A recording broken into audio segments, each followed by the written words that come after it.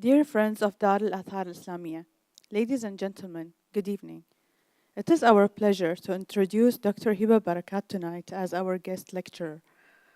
Dr. Heba Barakat is head of the Curatorial Affairs Department at the Islamic Arts Museum in Malaysia, where she supervises the refurbishment of the museum's permanent galleries, researches artifacts in the collection, and supervises exhibitions in the museum's special galleries abroad. Before joining the Islamic Arts Museum, she worked at the Center of Documentation of Cultural and Natural Heritage in Cairo as a project manager. Tonight's talk narrates the story of Arabesque leaf scroll using historical resources from the 16th to 17th century.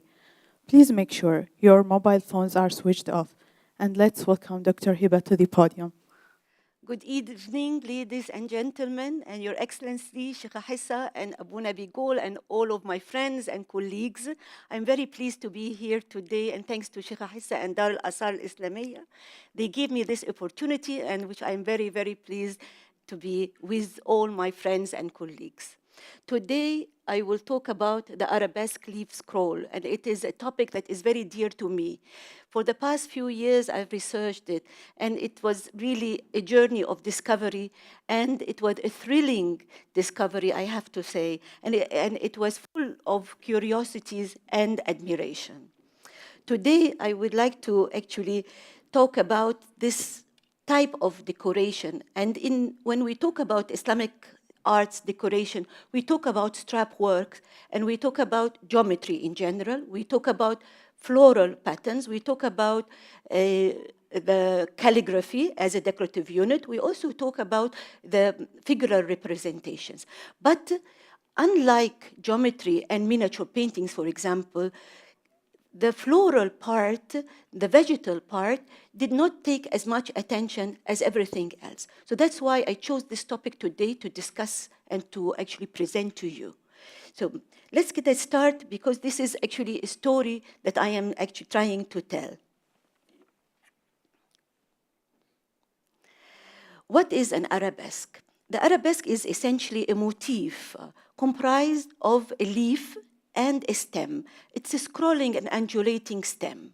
The leaf itself splits into usually two, and its tip transforms into further stems that leads to other leaves, and the leaves bifurcates, and so on continuously. So it is the first formation as we see in A, the arabesque leaf. But the arabesque leaf is never left alone, and it is never seen in a vacuum. It is always seen in a composition.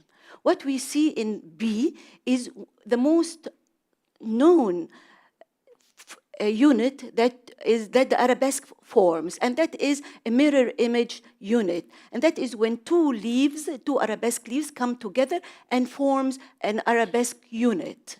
And that is actually what we see, and what we see developing in time. This mirror image leaf unit can be flattened, and that is what we see in number C, and that actually creates a lot of our borders in the manuscripts and the borders of Quranic leaves and mushafs. But in time, we see that this arabesque leaf can take more than one, can be formed by more than one of these mirror image units, and it creates two and maybe even three. So we see that this simple leaf formation can develop from two different compositions, one above the other, and in a border, you can see it continuously developing on and endless.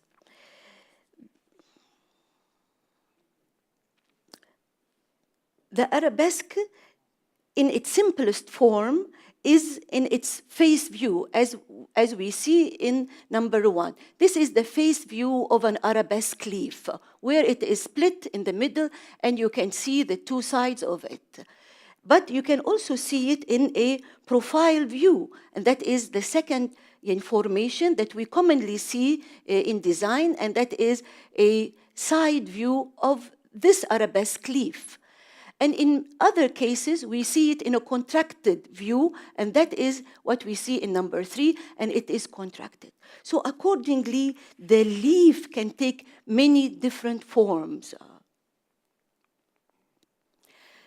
It is versatile and it is adaptable. It can actually conquer huge spaces as this robe, and you can see here the 2 mirror image units, the arabesque units, and another further 2 more, and you can see it actually moving up and down all through the 19th century Ottoman robe, and that is all from the collection of the Islamic Arts Museum, Malaysia.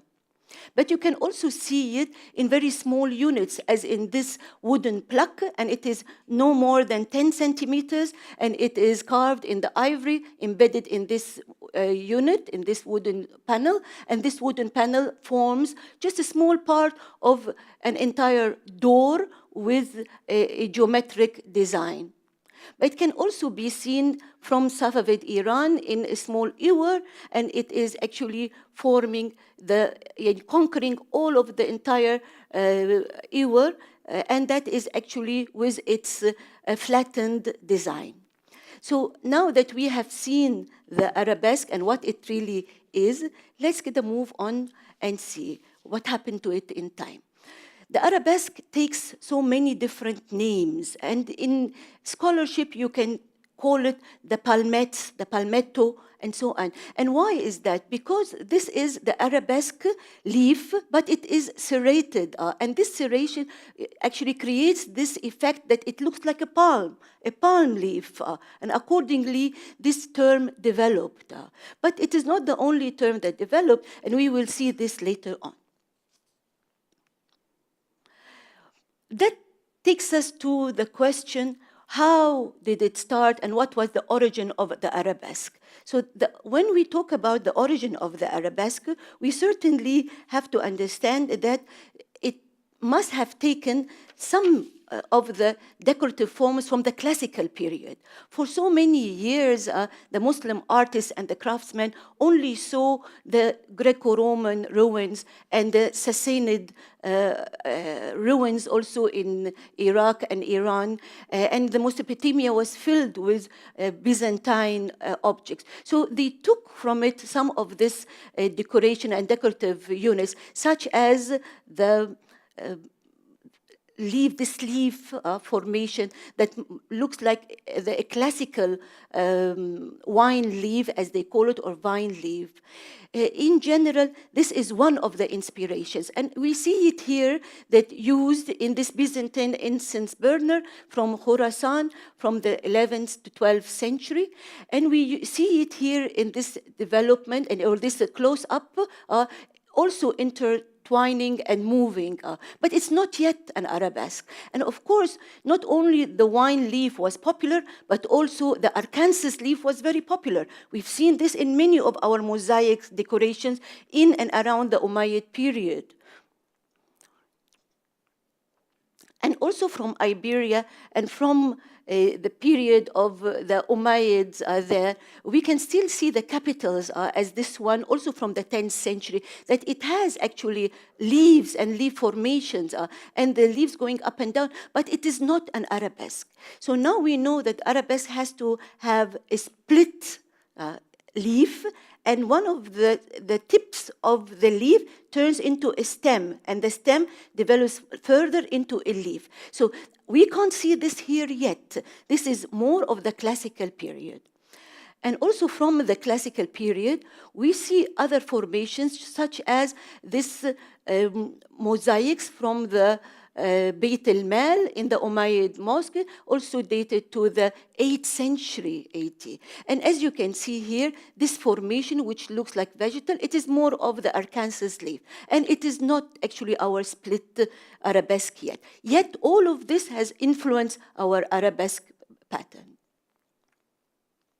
And of course, from Ibn Tulun, also from the Abbasid period, we can still see formations that are not really yet an arabesque. But is this the only source of inspiration? No. The other source of inspiration is from the Sassanid period. And in the Sassanid period, we know that they have developed what they call the wings, the split wings as this one. And that is a split wing formation that we see from the mosaics of the Dome of the Rock, and it dates from the 8th to the 10th century. And that certainly influenced the idea of a split leaf formation. And this split unit, we can see it then also during the Abbasid period in this, for example, Quran folio, and it's detailed, the marginal drawing, and you can see that it is split in a way, but it is still not an arabesque. So in reality, we are looking at examples of influences that have actually contributed to the development of the arabesque leaf scroll. For hundreds of years, from the early days of the Sahaba up to the 12th century, the Muslim artists, craftsmen, and designers were experimenting. Yet by the 11th century, we have started to see in Samarra a style, an ambiguous style, developing for the first time. And that is because the Muslim artists were trying to find something that would define them, that become theirs, that would become a definition of what unites Islamic art together. And so they started this ambiguous design. And as you can see here, you may see some kind of leaves formed and maybe also split, but it's not yet. It is in the process of becoming moving from being ambiguous to being stylized. And by the time that we see it later on, we can see that leaf formations became to be the most important element in this design. The Samarra style A, B, and C is the development, which we actually base our arabesque leaf scrolls on. Yet, by the 12th century, it became clear.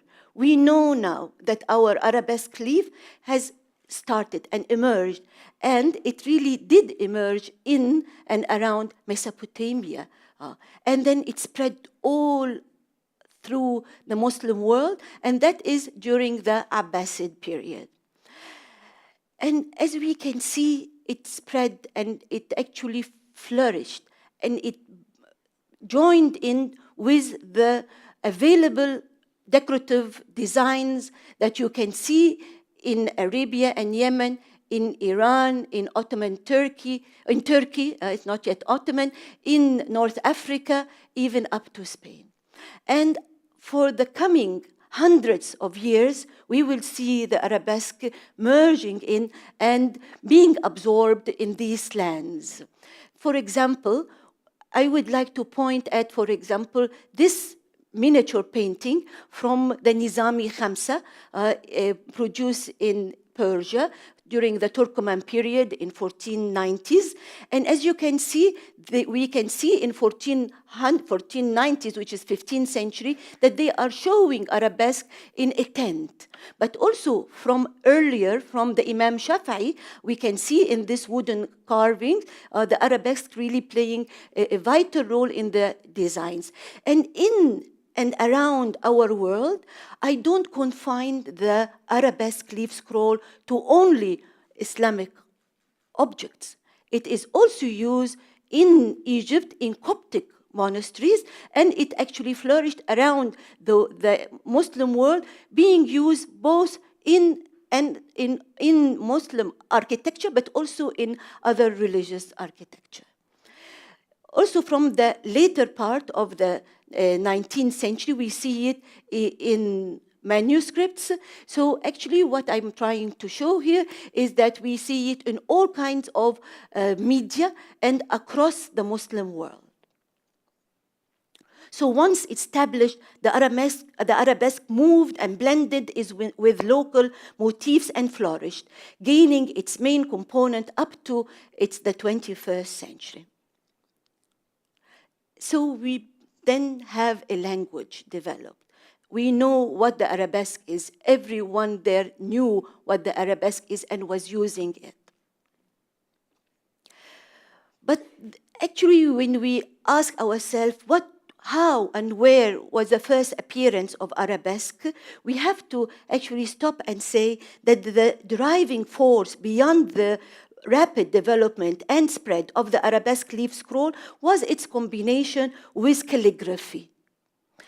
Leaf motifs began to be added to the tips of the Arabic letters, as we can see here. So this alif and lam almost actually started to incorporate leaves. And in no time, the arabesque leaf started to conquer all available space in between letters and even creates the background of letters and words in a design that we call the foliated and floriated inscription. So we see here that it's not only in the tip of the alif and lam, but also from the H, and it starts to appear as a split leaf going up, creating more split leaves. And it gives itself the liberty to move up and down to conquer available space. And in no time in the 13th and 14th century, we see it at the background, as in this tile that dates to the 13th, 14th century from Iran, and it is in Naskh, and you can see the arabesque leaf scroll going behind in that design. But of course, when it started, it was just a simple bifurcated leaf on the tip of the alifs and lam, or of the vertical letters, as in this 9th century Abbasid Iraq. But what happened, and to what extent does attaching the arabesque leaf to the word of God affected the arabesque? Well, for sure, that this is in turn granted the arabesque a spiritual dimension and elevated its status as it became the favorite motif to embellish religious manuscripts across the Muslim world. So the arabesque gained something more of being attached to the word of God, and that's what made it special. And special in relationship to other decorative repertoires. So does it really have a spiritual component? Well, when we broke down the arabesque ornament, several traits started to become very clear. Looking closely at the arabesque leaf, the arabesque moves in rhythmic flow with geometrically measured intervals and compositions. This rhythm is an important element in the religious manuscripts, in the Quran recitation for sure. And it follows the verse of 73:4, which is Surah 73, verse 4, which says, and recite the Quran in slow, measured, rhythmic tones. So we understand that this slow rhythm forms is actually an understanding that the Muslim artist liked and agreed to and understood that as they recite, they can actually also see the arabesque move. But that's not the only thing. Of course, the arabesque is and has an infinite quality. This is certainly a quality, an attribute of an arabesque. It reminds us and reminds the man of God's bounties, which is endless, and of God's attribute, which he is the one that is everlasting. But also, the arabesque is, in its essence, relates to nature. And the fact that the arabesque derives its origin from the botanical form of a leaf, but moves away from naturalistic representation to in favor of stylistic form, brings us closer to the gardens of paradise. So when we see the arabesque move, it comes to our mind that it relates, or even to the artist's mind, that it actually relates to the gardens of paradise. And in fact, grape and palm trees growing in the gardens of paradise were mentioned in the Holy Quran, bringing the various terms and forms of arabesque closer to the gardens of bliss. Again, we ask ourselves, is there really a spiritual dimension to arabesque? And again, we remind ourselves that one key component of arabesque is its symmetrical arrangements, which convey a sense of balance and order. God has created mankind in such a way that their right and left sides have little visual marked differences. The contrast between day and night, between good and bad, all of these are aspects of symmetrical order of the universe. Order is also achieved by geometric compositions which direct the mind beyond the surface of the limitless and the timeless to a contemplative spiritual setting. This component of arabesque is again a reminder of the order of the universe. Furthermore, and last but not least in this section, we started to look into the arabesque motifs that are made of a repeated pattern. And their repetition results in the formation of new and composite compositions. It was not regarded as lessening their value or aesthetic appeal. Repetition is something that strengthens the visual aesthetics of the compositions, but it is in the contrary, as the repetition enhances the symbolic meanings embedded in the motif. In the Quran, similarly, there are many words and phrases being repeated for didactic emphasis and for clarity. But moving away from the spiritual component, let's go and see what happened to the arabesque leaf scroll. How did it move and how did it develop? I bring this tile, and it is from the Ottoman revetments from Ottoman Turkey, produced in 1520, to show you that we know this. That is our arabesque leaf, and creating this mirror image composition. And we see it as in its side view, here and there, and in its face view. But what is this? Okay. In the middle of the 13th century, the Mongols invaded the Muslim lands, and they brought with it a lot of Chinese decorative elements, as the lotus blossoms, the ponies, the cloud scrolls. And this came into the decorative repertoire of many of our lands. And furthermore, in the early 15th century, and throughout the 15th century, the Ottomans started to develop their own decorative vocabulary. And that is, for example, the tulips and the carnations and the saz leaf later on. All of these new naturalistic elements became a threat on the arabesque. So in 1520, we see them superimposed.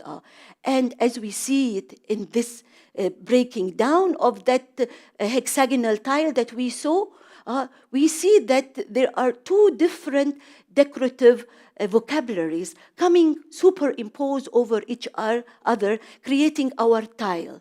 But it's not the only tile. So many tiles were in the same formation as in this one. That is a square tile, also produced in the first half of the 16th century in Ottoman Turkey. And we see that it is also a combination between our arabesque units and the more naturalistic, what they call Hitai, which is Chinese inspirations. So this is what happened in Ottoman Turkey at the beginning of the 16th century. But what happened also later? The threat was really very serious, and the Ottomans started to push the arabesque aside to actually only cover the spandrels of the arches. And in the center, as you can see here, the Chinese cloud scroll became the main element of design. That actually took place in this Ottoman Iznik tile in 1580s.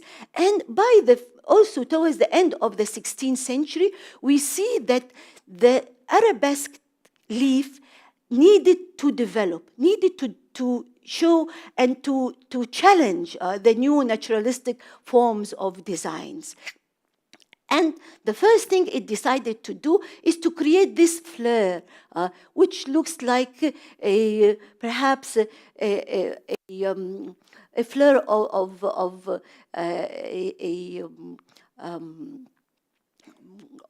a light or of the a nar, as we call. But that's not the only development. The second development, that it started to actually break itself and break the continuous leaf scroll into more units that can actually accommodate more designs. So I can see here a small leaf, I can see here another leaf formation, and so on. So actually I have more than one leaf in one leaf composition. The second thing that the Arabesque decided to do is that it breaks its stem. So the stem is no more the undulating and the curvy stem, the nicely free-floating. No, we have now a break like this. It's a break, small break in the stem. So the leaf actually splits and the stem creates this break. That is quite interesting. To what extent did this actually help Arabesque to stay alive?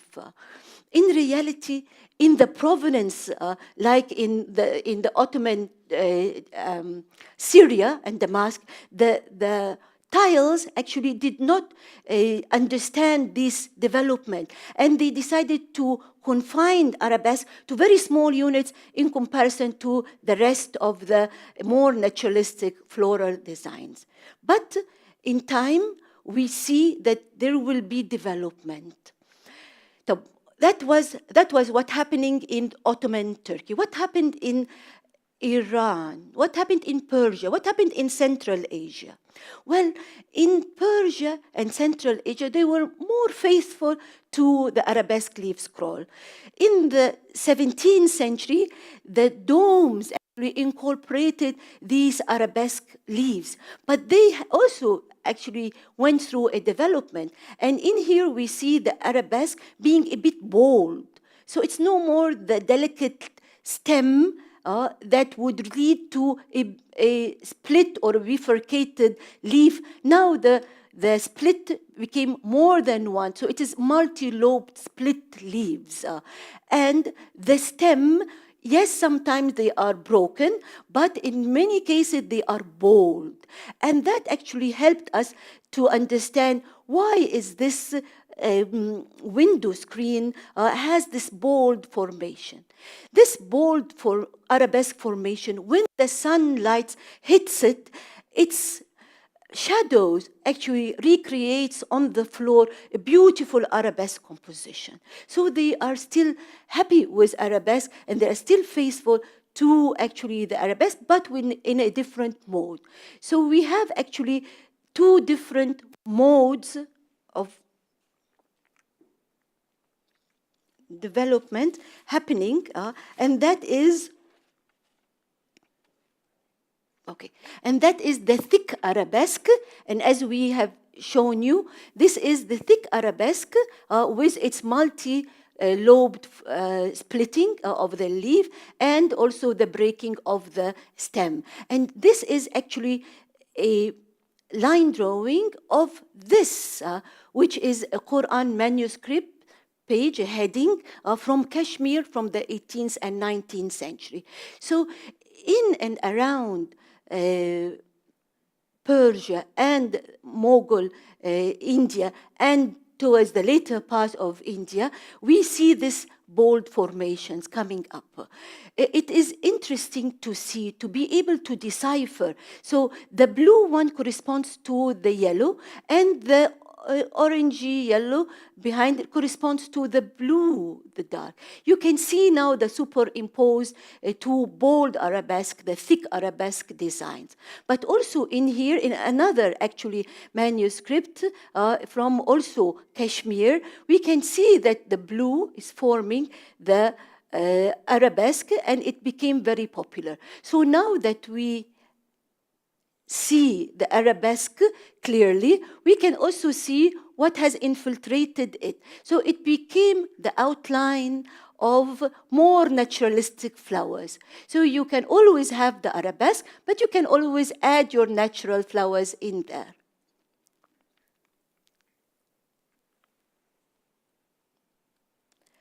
Also from Kashmir, this dolman coat, which dates to the 19th century, we can see that it blended in with the local decorative repertoire, with the local decorative motifs of the Bhuta, and it actually became developed in a way, and when you see the line drawing of it, we see that it actually started to form. This is my leaf, and that is when it splits, and that is when it creates its own leaf again. And had it not been my arabesque, they would not have created this small loop to show, and it would not have actually looked that way. So as we see that they actually needed to develop it more and to add even more units. So in a way, arabesque is very versatile, and it can be incorporated in regional developments and can develop in a way that it would suit the taste of different regions. But also in the regional development, we see from the 17th century onwards another mode of the arabesque, and that is the thin arabesque. And that is when the arabesque started to create very thin outlines. And these outlines would actually create loops like these, and they became one after another compartments. And in many of the Mughal Indian objects, we see compartments, and we wonder, were they originally part of the development of the arabesque leaf scrolls?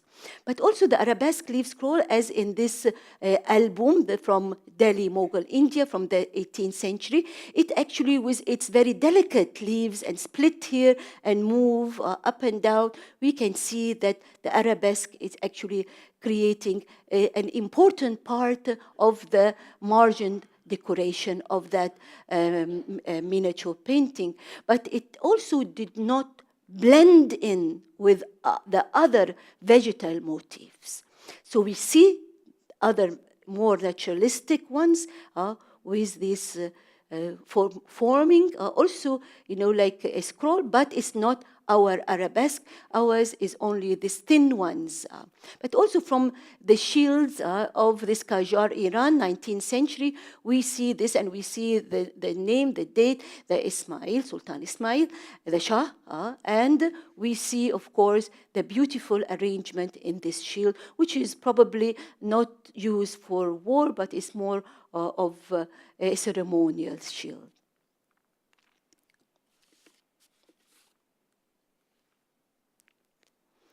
What happened in the other parts of the Islamic world?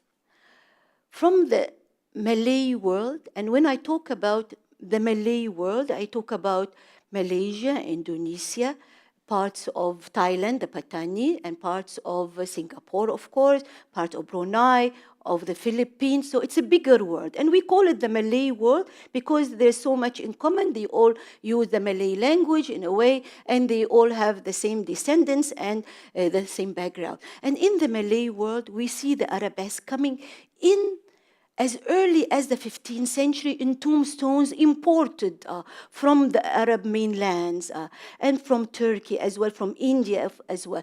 But when it started to blend in, it started to have a special term. And that term actually relates to the clouds that they see in the local decorative repertoire of the Malay, and they called it the meandering clouds, but they are still talking about the arabesque leaf. And we see it here in part of the Quran manuscript in the heading of a surah in this, and it is actually split, and it is still forming one more loop, and the loop forming another arabesque unit, and we can see it here up and down, and we can see it in wood as well, and chiseled also in metal, but here in wood we see the arabesque formation going up, split, moving in, split, coming down, and if I take it back up, it will form another loop coming down, and so on. So we see that they blended in the arabesque leaf, developed it to suit them, and incorporated in the middle parts of their local decorative patterns, vegetal patterns as this. To our surprise, we're not just in Southeast Asia that we see the development of arabesque and its incorporation, but also in Latin America. Can we imagine that up across the ocean, we see that the Mujers moved from the Iberian Peninsula to the Spanish kingdoms in South America, and they took with it these decorative designs. And they started to use it and incorporate it, and that is part of the Alhambra vase that we, of course, know from Spain. And we see that also here they use the split palmette-like arabesque, and it moves on, and so on. But also here, this is a place that is actually 19th and 20th century, and it is called the Alhambra Hall. It is in a club called the Spanish Club in Buenos Aires, Argentina, and it is photographed and studied by our friend and Professor Fernandez, who is actually specialized in Islamic art of Latin America. And that was actually interesting when we asked him, do you have that kind of leaf scroll? They said, yes, we do, but he wanted to point to something more important than just the design. We have also a term that we use, and they call this unit, the arabesque, our arabesque, the aloric, coming from the root word al-tawriq, which is leaf in Arabic. So it is actually, they took the word al-tawriq and they developed it to be al-tawriq. So it was very interesting to see that it actually moved up to Latin America, to South America, and it was incorporated and still is incorporated until today.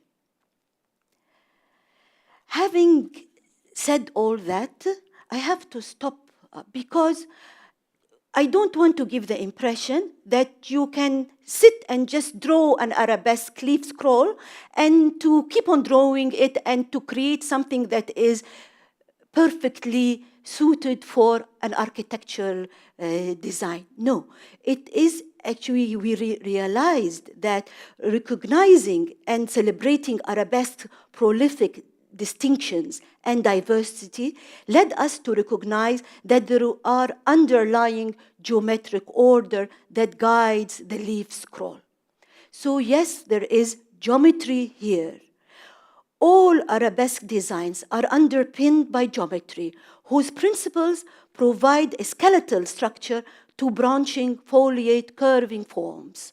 The movement, the arabesque leaf scroll does not move randomly, does not move in a randomly flowing movement, but is disciplined by precise geometric rules. As you can see here, in order to create a tile like this, and I want thousands of the same tiles to cover an entire wall of one of the walls of Sinan's huge mosques in Istanbul, you have to break it down and you have to create geometry in order to understand the sense of the arabesque design.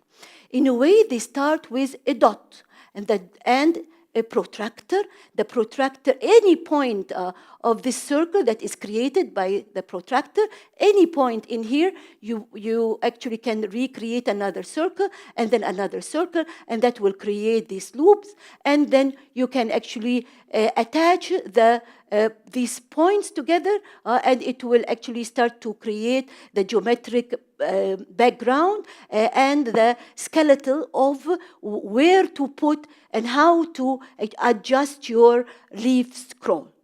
So in reality, we now understand that arabesque depends 100% on geometry. And the idea of having it free-floating is actually an idea developed maybe later on and perhaps by more amateur painters or artists in ateliers, which may be royal, but that does not produce royal quality objects. Once arabesque can be seen and appreciated in this light, its meditative qualities come more fully to the fore. But here I would like to also show you that look at this tile that we have seen early and that we were talking about its superimposed designs. But let's look at it from the geometry point of view, and let me take you to this screen and to see how we can create such a pattern.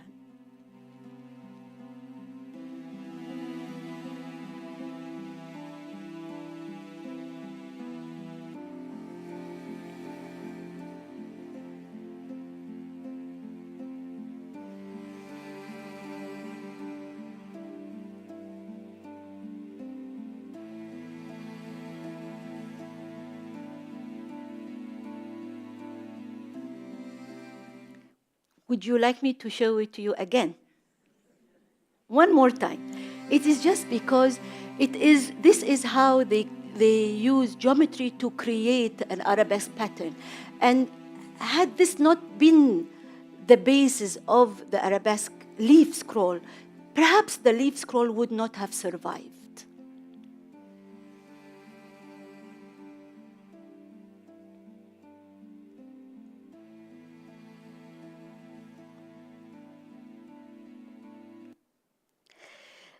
Last but not least, I want to go back to the word arabesque. What is this word, which has been actually developed by Europeans in the 19th and early 20th century? So we understand that some of the scholars of design in the late part of the 19th century coined this term, arabesque. And of course, we all know that it is a Latin word that means the Arab art, and it is not necessarily related to this leaf scroll that I've been talking about, but it was in the middle of the 20th century, and thanks to Professor Ernst Kuhnel, who defined the leaf. And he made it clear that when we talk about the arabesque leaf scroll, we talk about that particular leaf with these components. And it is important to understand that it was coined by the Europeans because they wanted to talk about a leaf that they see everywhere. Everywhere they go around the Islamic world, they see that leaf. But there was not one single term that would actually describe it, because in the Arab and the Middle Eastern part of our world, we call it nabati, which comes from the nabat, the vegetation. Or we call it tawriq, which comes from the waraqa. And when we go to Turkey, we call it Rumi, and it becomes the Rumi style of arabesque. And that is exactly the same as the nabati and the tawriq. And when we go to Persia, we call it Islami. So that is also what we know. Because there was not one single word that would bind them together, the Europeans decided to call it the arabesque. And to finalize my talk, I want to just mention one of the important historians and art historians from the 16th century Iran, and his name is Mir Sayyid Ahmed. And Mir Sayyid Ahmed described this leaf scroll in the 16th century, and he praised the Islami, and he said that there are 7 fundamental techniques of decoration in the Muslim world, and Islami is one of them and the most important one. Thank you very much, and I hope now you go around the world and you pick up the Arabesque leaf scroll.